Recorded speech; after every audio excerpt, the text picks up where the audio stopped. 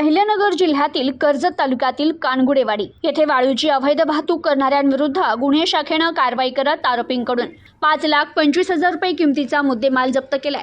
अहिल्यानगरचे जिल्हा पोलीस अधीक्षक मुमक्का सुदर्शन यांच्या आदेशानुसार स्थानिक गुन्हे शाखेचे पोलीस निरीक्षक किरण कुमार कबाडी यांनी पथक तयार करत अवैध वाळू उपसा आणि वाहतूक करणाऱ्या इस्मांविरुद्ध कारवाई कामी रवाना केलं।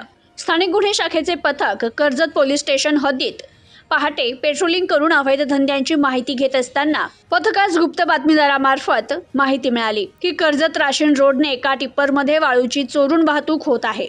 पथकाने तात्काळ कानगुडेवाडीच्या शिवारात विशाल हॉटेल समोर सापळा रचला। कर्जतकडून राशीनकडे एक टिप्पर येताना पथकास दिसला। पथकाने टिप्पर थांबवत चालकास ताब्यात घेत नाव विचारलं असता त्यानं दत्ता काळे असं सांगितलं।